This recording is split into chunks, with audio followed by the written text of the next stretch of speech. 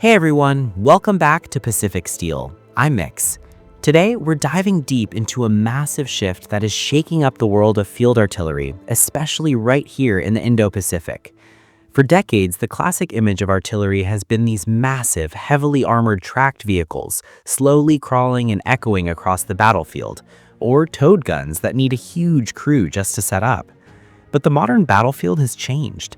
With the deadly accuracy of today's drone technology and counter-battery radars, parking a tracked artillery piece in one spot or taking too long to set up can spell doom for a unit in a matter of minutes. And that's exactly where our story begins today. The West has decided to throw out the old playbook and build a completely new kind of beast to dominate modern warfare. Meet the GRIZZLY LAV 155mm. Picture the terrain of the Indo-Pacific. We're talking about thousands of fragmented islands, vast stretches of ocean, and damp tropical jungles. Trying to transport a 50-ton tracked self-propelled howitzer like an M109 Paladin or a PZH-2000 across the ocean to a tiny island is an absolute logistical nightmare. You have to rely on massive amphibious assault ships or heavy strategic airlifters. In a modern conflict filled with anti-ship missiles and long-range air defense systems, these transport platforms are prime, easy targets.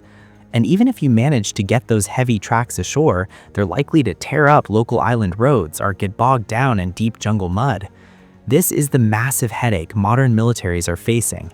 They need the devastating firepower of heavy artillery, but with extreme mobility. They need a system that can be flown in on medium airlifters like the C-130 Hercules or A-400M, and most importantly, one that can speed down paved roads to reposition in a flash. To solve this global challenge, two defense industry giants teamed up to create a truly next-generation innovation. We're talking about General Dynamics Land Systems from Canada, the absolute masters of the battle-proven LAV wheeled armored vehicle family, and KNDS from Germany, widely recognized as Europe's top artillery system experts. This cross-continental collaboration gave birth to the GRIZZLY LAV. They took the latest LAV 6.0 wheeled chassis and stretched it into a massive 10x10 configuration to handle the intense weight and recoil, and then mounted the 155mm Artillery Gun Module, or AGM, from KNDS right on top. Opting for wheels over tracks was a brilliant move designed specifically for this region.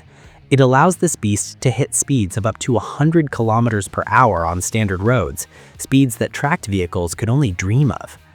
When you look closely at its main weapon system, you quickly realize this isn't just a howitzer bolted onto a truck. The KNDS AGM is effectively a fully automated artillery robot. The gun features a 52 caliber barrel, meaning it can hurl standard munitions out to 40 kilometers. And if you load it with specialized guided rounds like the Excalibur or Volcano, that range stretches out to an incredible 70 kilometers.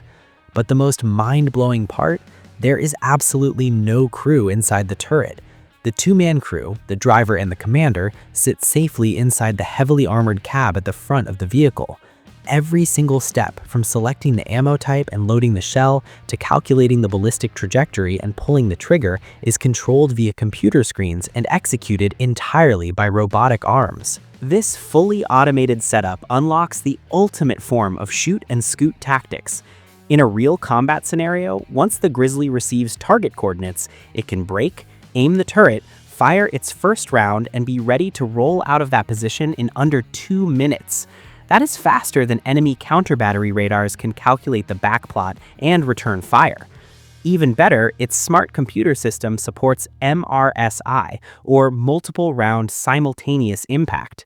In plain English, the vehicle can fire several rounds back-to-back at different barrel elevations. This means each shell takes a different amount of time to travel through the air, but they all slam into the target at the exact same second. Just imagine the shock and awe, one single artillery piece unleashing the devastating firepower of an entire battery at once. If we zoom out and look at the strategic big picture, or operational doctrine evolution, like we discussed in our previous videos on the American AMPV or the European Patria family, you'll see the whole world is trending in the exact same direction. Militaries are drastically reducing their reliance on ultra-heavy tracked armor, shifting toward wheeled or lighter vehicles that offer superior mobility and can be rapidly deployed across continents. The GRIZZLY LAV is a massive puzzle piece fitting right into this new doctrine. It is the perfect compromise between heavyweight, lethal firepower and lightweight agility. Western forces and Indo-Pacific allies are looking at this system very closely because it is tailor-made for 21st century island-hopping warfare. To give you guys a clearer picture of what this steel GRIZZLY brings to the fight, I've put together a breakdown of its key technical specs and estimated procurement costs. For this comparison, I'm putting it side by side with its fraternal twin, the German RCH 155, so we can see how they stack up, shot for shot. Looking at those specs, a really fascinating reality jumps out. The GRIZZLY LAV and the RCH 155 are basically twins that share the exact same heart and knockout punch, the 155mm AGM turret from KNDS. Firing performance, muzzle velocity, a two-man crew, it's all identical. Where they fundamentally differ is their legs, or the chassis. While the RCH 155 rides on an 8x8 boxer chassis optimized mainly for the European theater, the GRIZZLY took the LAV and added an extra axle, upgrading it to a 10x10. Having that extra pair of wheels helps distribute that massive 40-ton weight much more evenly across the ground, and in the Indo-Pacific, that is a lifesaver. Better weight distribution means superior performance when plowing through deep mud, navigating damp, unpaved island roads, or even driving across beaches. It has a noticeably lower chance of getting stuck in the mud compared to an 8x8. Then there's the price tag. While 12 million USD per unit might sound steep, you have to look at the massive savings in manpower. You're dropping the required gun crew from 6 or 7 guys down to just 2. Plus, thanks to MRSI, a single unit can deliver the destructive power of 3 legacy howitzers. This is exactly the kind of high-value efficiency modern militaries are chasing. On top of that, parts for the LAV family are incredibly common and easy to source in our region, which is going to heavily drive down maintenance and lifecycle costs. Here is the latest intel on this platform. The GRIZZLY LAV just made massive waves during its official debut at the CANSEC 2026 International Defense Exhibition in Ottawa, Canada.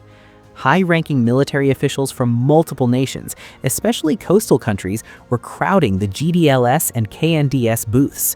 Defense insiders are reporting that several Asia-Pacific nations are already conducting feasibility studies to acquire this system to replace their aging, soon-to-be-retired tracked self-propelled howitzers. That is a crystal-clear signal that highly mobile, wheeled warfare doctrine has undeniably become the new standard for near-future conflicts. There's another highly debated topic lighting up military analyst circles right now: survivability in an era where the skies are swarming with kamikaze drones. We've all seen the devastating impact of FPV drones in Eastern Europe, so many people are asking, won't a massive, tall artillery piece like this just be an easy target? The engineering team did their homework here. Because that massive 10x10 chassis can handle so much payload, it has the spare weight capacity and physical space to integrate active protection systems, or APS, in the near future. It can also mount electronic warfare jammers to sever the command links of incoming drones. But most importantly, the turret is completely unmanned. In the worst-case scenario where the turret takes a direct drone hit or catches shrapnel, the 2 crew members are sitting in the safest, most heavily armored part of the vehicle. They can literally hit the gas and drive out of the kill zone immediately. Their chances of survival are astronomically higher than with legacy artillery, where the crew has to stand outside operating the gun.